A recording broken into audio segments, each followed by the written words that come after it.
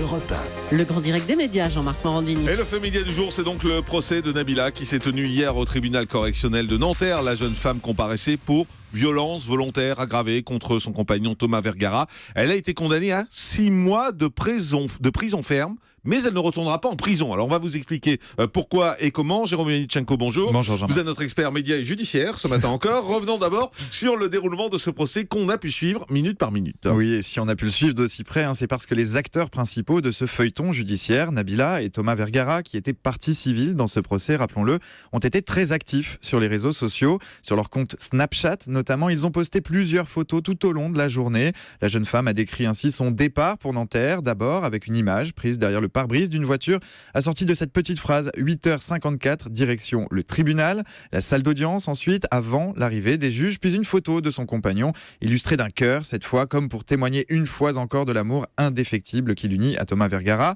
Son compagnon qui lui aussi s'est livré à l'exercice par un selfie d'abord, avec un gardien de la paix en arrière-plan, ou encore avec une photo de son avocat, Maître Fradé. On est habitué à suivre les journées de Nabila et de Thomas sur les réseaux sociaux, mais il n'empêche que la pratique a de quoi surprendre. Une journée au tribunal, un procès, ça n'est pas une virée aux eaux de Thoiry ou une soirée arrosée au Bouddha Bar. En revanche, cette pratique, elle n'est pas illégale. La loi interdit d'enregistrer ou de diffuser par quelque moyen que ce soit le contenu des audiences. En revanche, lorsque ces audiences sont suspendues, aucune interdiction. On notera seulement qu'en milieu de journée, à la pause déjeuner, la jeune femme a supprimé plusieurs messages de son compte Twitter.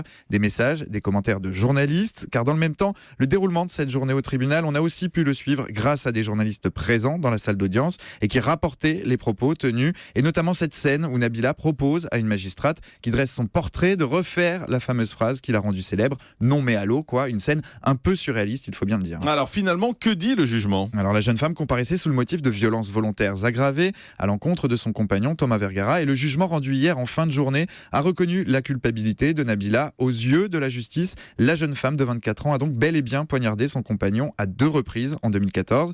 Elle encourait une peine maximale de 7 ans d'emprisonnement et de 100 000 € d'amende. Elle a écopé finalement de 2 ans de prison, dont 6 mois fermes. Le juge est allé dans le sens du procureur de la République. En milieu d'après-midi, dans son réquisitoire, il réclamait une peine de 3 ans d'emprisonnement, dont 8 mois fermes, assortie de la possibilité que ces 8 mois soient aménagés, c'est-à-dire que Nabila puisse payer sa dette à la société en dehors d'une maison d'arrêt. Alors ce qui est étonnant donc, c'est que Nabila finalement ne va pas retourner en prison. Exactement, avec ce réquisitoire, l'objectif du procureur était de trouver la peine la plus équilibrée possible pour la jeune femme, je le cite, de ne pas compromettre sa socialisation actuelle tout en la dissuadant de récidiver.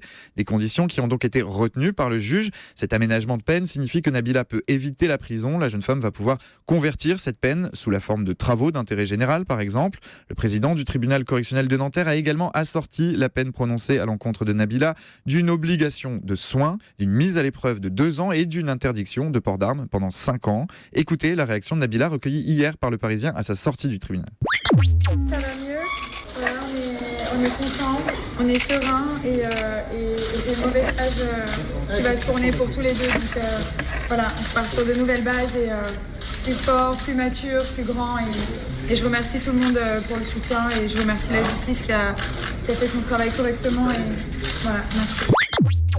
Nabila est sereine, elle remercie la justice. Ce verdict, c'est surtout la fin de ses mésaventures judiciaires et le début d'une nouvelle vie. Merci beaucoup Jérôme Yanitchenko.